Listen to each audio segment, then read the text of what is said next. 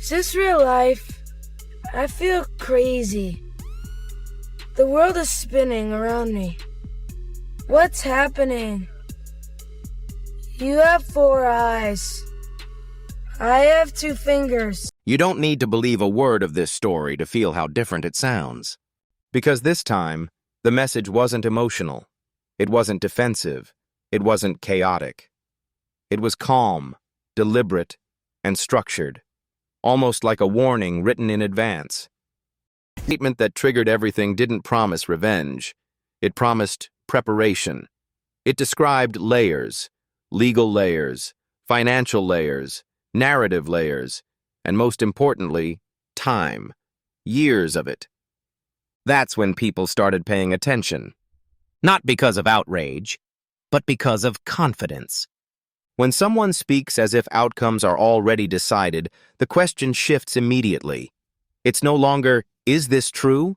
It becomes, what do they know that makes them so certain? And that's where this story actually begins. For years, moments like these existed as background noise. Clips circulated, interviews resurfaced. Yeah, so as soon as you turn 16, you know what I'm saying, I'm gonna let you rock this every time you come to LA. Yeah, this gonna be yours. So every time you come to LA, it's a little dusty, but you know, go get the front shot of this. Man. Turn that out. Minute. Woo. Okay. Okay. Alright, so I'm gonna be driving this next year. Yeah, when you get 16, you come down there, you gotta, you know, wear your seat. I mean, I'm 15, you could ride in the passenger seat. I got my permit. Not yet. No. Alright, 16. You're not ready. 16. Let's slow down. Let's slow down, Jess. Okay. Let's slow down, okay? One step at a time. But yeah, the keys is yours when when you get 16. You're good to go. I'm good to go. Yeah. Alright. Then, when you get 18, you get the house. You get the mansion. Okay, I get the mansion? Yeah. So where are we off to now? Where would you like to go? I mean, wherever you want to go. Where are we going? So check this out, yo. Justin, you ever seen the movie 48 Hours? Right now, he's having 48 hours with Diddy, him and his boy. They're having the times of their lives, like where we hanging out and what we doing. We can't really disclose, but it's definitely a 15-year-old's dream. I have been given custody of him. He signed to Usher. I'm signed to Usher. I had legal guardianship of Usher when he did his first album. I did Usher's first album. I don't have legal guardianship of him, but for the next 48 hours, he's with me. So and we gonna go full crazy. I'm going crazy. Crazy. I'm taking this out tonight. What you want to do? What you want to do over the next 48 hours? 48 hours. Let's go. Let's just go get some girls. Let's go hang out with some girls. A man after my heart. That's what I'm talking about. Awkward footage was laughed off or reframed as old celebrity culture. The internet saw them, shared them, then moved on. That cycle worked because nothing forced the conversation to slow down. Until now. What changed isn't just legal pressure or public opinion. What changed is how people are revisiting the past. Not as isolated moments, but as a timeline. A timeline where power stayed consistent, access stayed controlled, and silence stayed rewarded. That's the difference. This isn't once you step back, a pattern starts to form. When controversy appeared, attention narrowed. One figure absorbed all the heat. Everyone else stayed just outside the frame. Statements were careful, silence was strategic, and time did the rest. That system didn't collapse. It adapted. What's being suggested now isn't that the past was misunderstood, it's that it was compartmentalized. Pieces separated just enough that no single moment carried the full weight of the picture. But pictures change when you stop cropping them. The confidence behind this recent statement isn't rooted in emotion. It's rooted in leverage, in knowing where the pressure points are, in understanding how influence, money, and narrative protection intersect. And that's why this moment feels unsettling. Not because it proves anything, but because it challenges how long certain questions were allowed to go unanswered. This story isn't moving fast, it's moving deliberately, and that's exactly why it demands attention. Once you accept that this story isn't driven by emotion, everything else falls into place. Because emotional stories burn fast and fade quickly. Strategic stories don't. They're paced, they're layered, and they're built around timing, not reaction. That's why the past suddenly feels closer than it did before. Moments that once seemed random start lining up. Interviews that felt awkward instead of alarming are replayed with different eyes. Jokes that were brushed off now sit uncomfortably in context. Not because their content changed, but because the environment around them did. Power has a way of normalizing itself. When the same people control access year after year, behavior stops being questioned. Familiarity becomes protection. And eventually, even unusual situations begin to feel routine, especially to those watching from the outside. That's how silence becomes invisible. Not enforced, not demanded, just expected. And expectation is powerful. It teaches people what not to say, what not to notice, and when to look away. It trains audiences to accept fragments instead of wholes. One clip here, one rumor there. Nothing long enough to demand accountability, until someone reframes the fragments. What's happening now isn't exposure through chaos, it's exposure through alignment. Old material placed beside new statements, past defenses compared with present reactions, confidence measured against consistency. And consistency is hard to fake over time. The most revealing detail isn't what's being said publicly. It's how carefully certain things are not being addressed at all. Which names are avoided? Which topics are redirected? Which questions never receive direct answers? That avoidance tells its own story. Because if nothing happened, clarity would be easy. If everything was harmless, explanation would come quickly. Silence wouldn't need to stretch. Language wouldn't need to shrink. But language does shrink when risk is present. You can hear it in how statements are written. You can see it in how timelines skip. You can feel it in how conversations change tone the moment they get too close to structure instead of personality. That's the line nobody wants crossed. The moment a story stops being about individuals and starts being about systems, everything becomes harder to control. Systems don't defend themselves emotionally. They defend themselves procedurally. With distance, with complexity, with delay. And delay has always been the most effective shield. But delay only works when people forget. This time, they're not forgetting. They're watching how responses unfold. They're noticing who stays silent and who speaks carefully. They're comparing now to then. And once that comparison starts, it doesn't reset. Because patterns don't disappear when they're noticed. They solidify. And the more they solidify, the harder it becomes to pretend this is just another moment that will pass. This isn't a spike of attention. It's a slow tightening of focus. And focus, once locked in, changes everything. There's a moment when curiosity turns into scrutiny. It happens quietly. Not when people get louder, but when they stop laughing things off. When they stop saying, "That's just how it was back then," and start asking why it was allowed to be that way at all. That's the shift happening now. For a long time, the industry survived on separation. One incident never touched another. One person's behavior never reflected on the environment around them. Everything was framed as individual choice instead of shared responsibility. But scrutiny doesn't respect those boundaries. When people begin placing moments side by side instead of years apart, the story changes shape. What once looked like coincidence starts to resemble repetition. What once felt isolated begins to echo. And echoes are hard to ignore. The focus moves away from what was said in a single clip and toward why that clip existed in the first place. Why certain situations kept happening in closed circles. Why access to power often came without visible safeguards. And why questions about boundaries were always answered with jokes, deflection, or silence. That silence is the key. Silence isn't just the absence of response.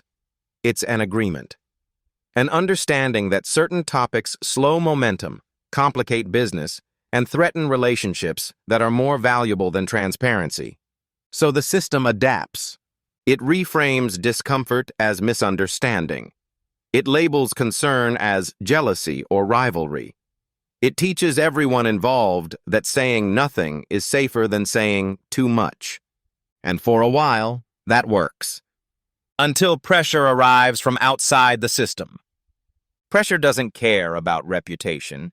It doesn't respect legacy. It doesn't wait for permission. It forces people to respond or be seen as choosing not to. That's when reactions become revealing. Not in what they explain, but in what they avoid. In how carefully statements are worded, in how quickly attention is redirected, in how often the conversation is steered back to personalities instead of processes. Because processes are dangerous. They imply design. They suggest that outcomes weren't accidental. They raise the possibility that harm didn't slip through the cracks. It moved through open doors. And once that possibility is acknowledged, the conversation can't return to comfort. The audience doesn't need conclusions to feel that shift. They feel it in tone, in pacing, in how defensive certainty gives way to cautious ambiguity. That ambiguity lingers. It invites comparison. It invites memory. It invites people to ask why the same explanations keep appearing, decade after decade, whenever scrutiny gets too close. This is where the story stops being about proving anything. It becomes about noticing everything. And once people start noticing, the system loses its greatest advantage, the ability to rely on being ignored.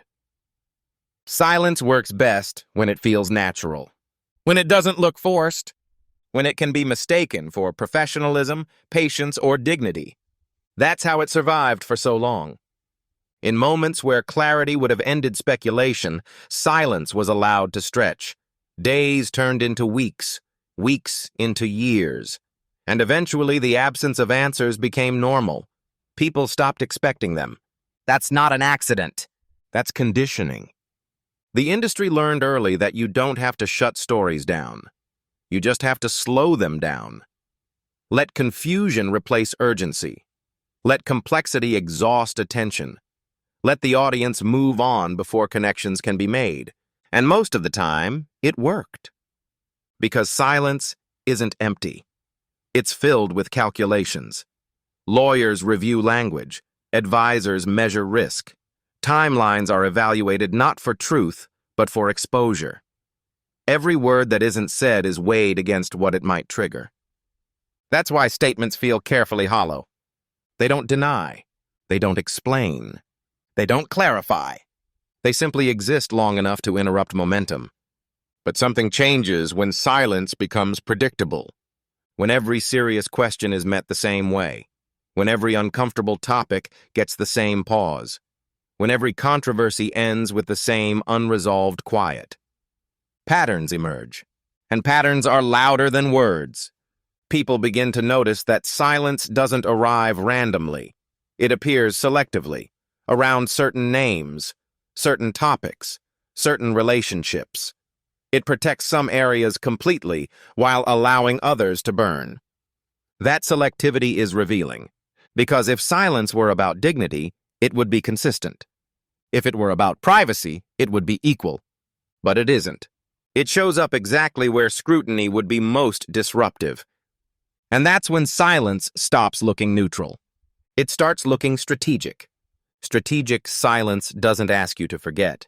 It asks you to wait, to be patient, to trust that answers will come later. But later is rarely a destination. It's a delay tactic. The longer people wait, the less they expect. Until someone refuses to wait. Until timelines are revisited. Until old moments are replayed without excuses. Until silence itself becomes part of the evidence people are evaluating. At that point, silence stops protecting anyone. It starts raising questions on its own. Questions like, Why was this never addressed directly? Why did this topic always stall the conversation? Why does clarity feel like the one thing no one wants to offer? Those questions don't need accusations to survive. They live comfortably in the gaps. And once the audience learns to listen to those gaps, silence loses its power to control the story. Because what isn't said begins to say everything. At some point, the focus naturally shifts away from people and toward the environment that shaped them. Because individuals move in and out of headlines, but environments stay in place. They create habits. They normalize behavior. They quietly decide what's acceptable and what's off limits, long before the public ever notices. Over time, those decisions harden into culture. And culture, once established, is harder to challenge than any single reputation. That's why this conversation keeps circling back to access. Access to rooms. Access to influence? Access to opportunities that can accelerate a career or quietly stall it. When access is controlled by a small circle, power concentrates. And when power concentrates, accountability thins out. Not because no one knows better, but because too many people depend on the same gatekeepers. Dependence changes behavior. People learn when to laugh things off, when to stay quiet, when to treat discomfort as the cost of admission. Over time, what should have raised alarms gets reframed as just how things work. That reframing is one of the most effective tools any system has. It turns concern into overreaction. It turns questions into threats. It turns silence into professionalism. And once that mindset spreads, the system doesn't need to enforce anything. Everyone enforces it for them. That's why patterns persist across generations. New faces enter the same structures. The language changes. The branding evolves. But the underlying dynamics stay familiar. Young talent is praised for resilience instead of protected by boundaries. Power is framed as mentorship instead of oversight. And success stories are celebrated without asking what was normalized along the way. This is where discomfort grows. Because when you step back, you realize the issue isn't whether any one moment crossed a line. It's how many moments existed without anyone stopping to ask where the line was. And lines that aren't clearly drawn tend to move. What's unsettling now is that people aren't just reacting to new information. They're reinterpreting old information through a different lens. A lens that understands how incentives work, how silence is rewarded, how loyalty can become indistinguishable from self-preservation. That reinterpretation changes everything. Suddenly, moments that once felt awkward feel structural. Decisions that once seemed personal feel systemic. And success stories begin to carry questions alongside admiration. This doesn't mean conclusions are being reached. It means assumptions are being challenged. And once assumptions fall, the system can no longer rely on familiarity to protect itself. Because familiarity only works when no one looks too closely. Now people are looking. There's a reason the spotlight always seems to land on one figure at a time. Not because the story is that simple, but because simplicity is safer. When pressure builds, systems don't respond by opening themselves up. They respond by narrowing focus. One name becomes the headline. One narrative absorbs all the attention. And once the public believes the problem has been identified, the rest of the structure is allowed to breathe again. That's how containment works. Contained outrage feels satisfying. It gives the illusion of resolution without demanding change. The audience feels like something was addressed. The industry feels like damage was managed. And the system remains intact. But containment only works if people stop asking what sits outside the frame. And that's exactly what's changing now. People are noticing that the same playbook keeps being used. Different era, different faces, same response. Silence here, distraction there. A villain chosen carefully, not because they're the only problem, but because their fall won't destabilize the whole network. That realization is uncomfortable, because it raises a question no system wants asked. Who is allowed to fall? And who never even enters the conversation? Once that question is out there, the story stops being emotional and starts being structural. It's no longer about outrage or defense. It's about incentives, about risk management, about how power decides where accountability can land without threatening itself. And that's when resistance increases. Not because anyone is being accused, but because the lens has widened. A wide lens is dangerous. It doesn't attack. It observes. It compares. It remembers. And memory is the enemy of containment. When people remember patterns, they stop accepting replacements. They stop moving on just because a new headline appears. They start asking why the last one never fully resolved. That persistence creates pressure no statement can relieve. Because statements address moments. Pressure addresses systems. And systems can't issue apologies. They can't clarify intent. They can only adapt or be exposed. This is the phase where confidence quietly erodes, where silence feels heavier than denial, Where distance looks less like neutrality and more like calculation. Where the absence of accountability becomes its own presence.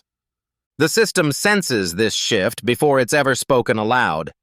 It senses that the old rhythm isn't working, that attention isn't dissipating the way it used to, that people aren't satisfied with simplified endings anymore. And once that satisfaction disappears, the system loses control over how the story concludes. Because a story that refuses to be contained doesn't end. It keeps unfolding. And that's far more threatening than any single accusation ever could be. Speaking up always sounds simple from the outside. People imagine a moment of courage, a clear decision, a dramatic stand. But in reality, speaking isn't a moment. It's a cost. And that cost is rarely paid all at once. It's paid slowly, in opportunities that disappear without explanation, in calls that stop being returned, in doors that quietly close. That's why silence spreads so easily, not because everyone agrees, but because everyone understands the consequences of being the exception. In environments built on access, reputation isn't just personal, it's transactional. You're not only judged by what you do, but by what you don't disrupt. And disruption, even when it's justified, carries a price that most people are never prepared to pay alone. So people adapt. They soften language. They tell partial truths. They hint instead of naming. They let jokes carry what statements never will. Over time, this creates a strange reality where everyone knows something, but no one knows everything.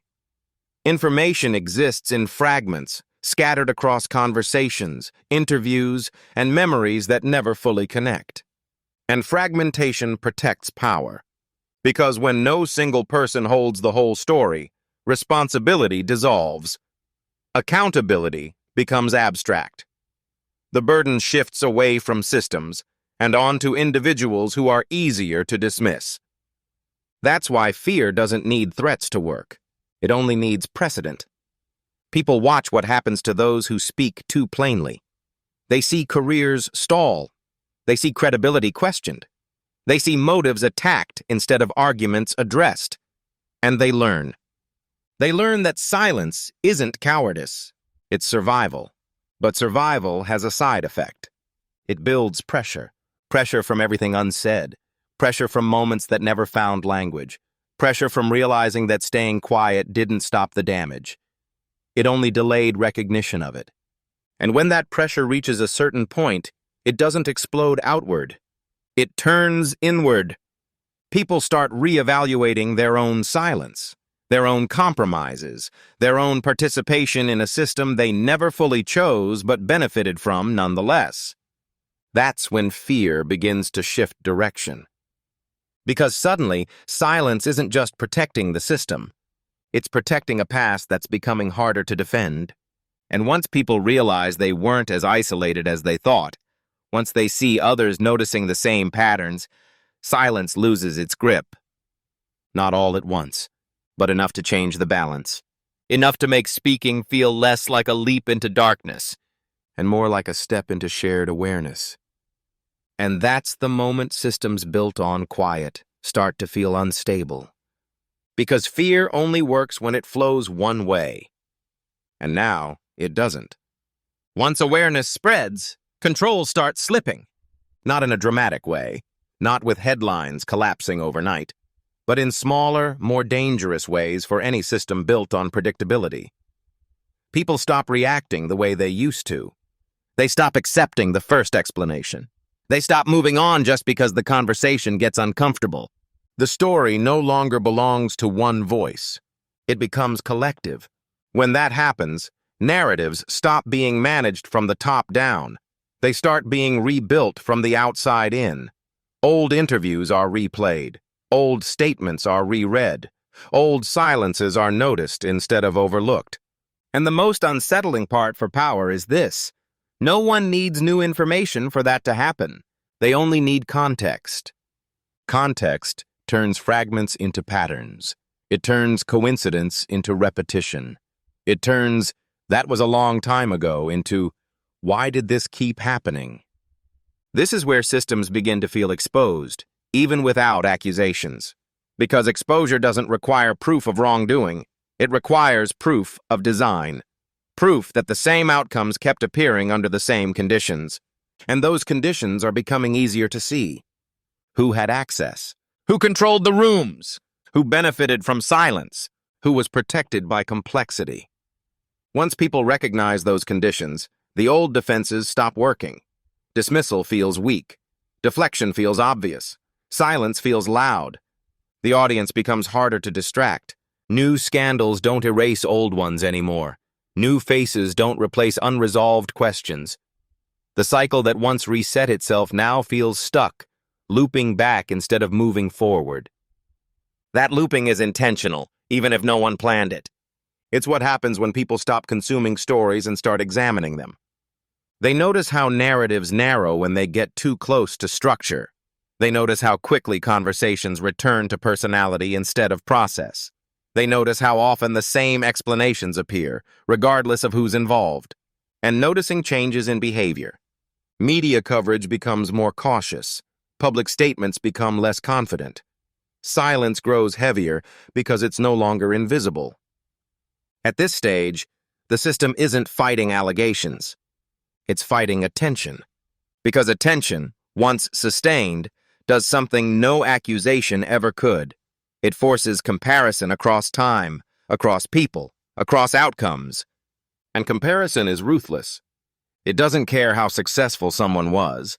It doesn't care how long something was accepted. It only asks whether the same rules applied to everyone. That question lingers. It follows every non-answer, every delayed response, every carefully avoided topic. And the longer it lingers, the harder it becomes to convince anyone that this is just another moment that will pass. Because moments pass. Patterns don't. And once a pattern is widely seen, the story stops waiting for permission to continue. At this point, belief becomes irrelevant. What matters now is behavior.